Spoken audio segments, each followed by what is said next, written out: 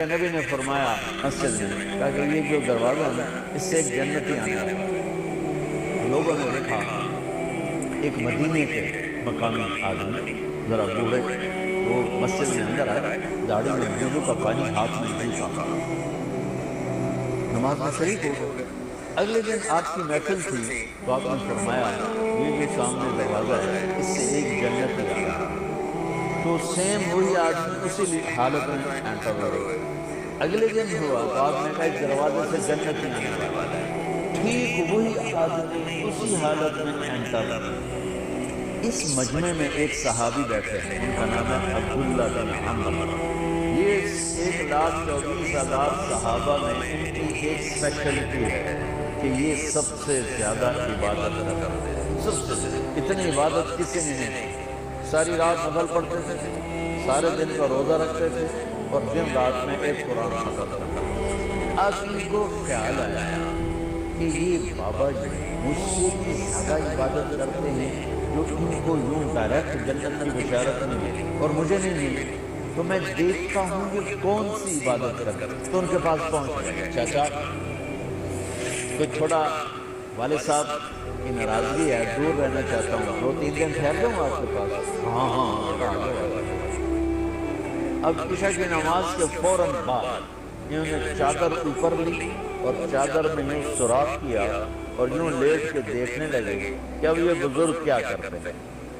بزرگ تشریف لائے، سرانے پہ سر رکھا، اللہم بسمک اموت و احیا، سونے کی دعا پڑھی اور تھوڑی دیر بعد قرآن پڑھے۔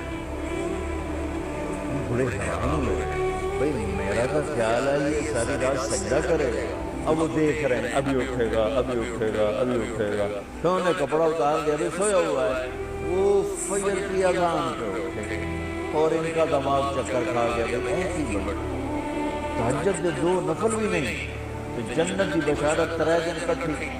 کل دیکھوں گا، کل شاید کچھ اور کریں۔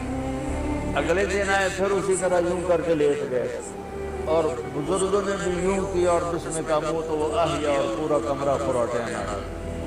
وہ پھر پریشانی کب اٹھے گا، فجر کی اذان پہ اٹھے تو اور ان کی حیرت بڑھ گئی۔ چلو ایک رات اور صحیح، تیسری رات آئے، یہ یوں لیٹے وہ یوں لیٹے، یہ دیکھتے رہے وہ سوتے رہے حتیٰ کہ فجر کی اذان پہ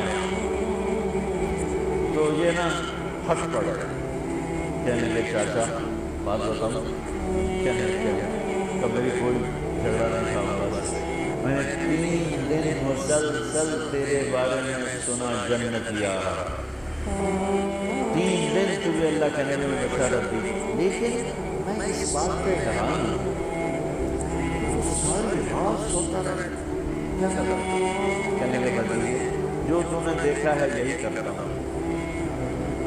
اب یہ پریشان ہے کہ اللہ کے نبی کی بات کو تو چیلنج ہو نہیں سکتا اور جس کو بشارت دی ہے انہوں تو فٹ نظر نہیں آ رہا۔ 2 نفل 8 کہ نیک لوگ تہجد نہیں چھوڑتے ہیں، تو کہنے لگے اچھا چلو اللہ نے ایسا ہی، اللہ کی مرضی، اللہ کا نبی۔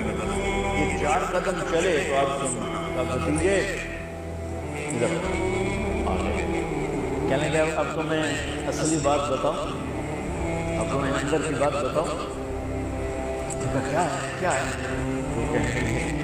مجھے دیکھیں یہاں ہاتھ رکھا، یہ جو دل ہے نا، دل اس میں دنیا کے کسی انسان کی نفرت نہیں، اور جب اللہ کسی کو کوئی رزق دیتا ہے تو مجھے کبھی حسد نہیں ہوا، مجھے خوشی ہوتی ہے۔ تو ان کی جو باڈی لینگویج تھی نا، حیرت میں ڈوب گئے، وہ کہتے ہیں ہاں بات ہے سمجھ آ گئی، انہوں نے ایسا نہیں کیا، وہ کہنے لگے ہوا، اچھلے اپنی جگہ سے، ہوا یہ چاچا اب سمجھ میں آ گیا، یہی ہے جو آپ کا سینہ اللہ نے پاک کر دیا ہے، اس پر آپ کو جنت ملی ہے۔ یہ ضرورت تہجد کے نفلوں 300 کی نہیں لگ رہی، یہ جو آپ کا سینہ پاک ہے۔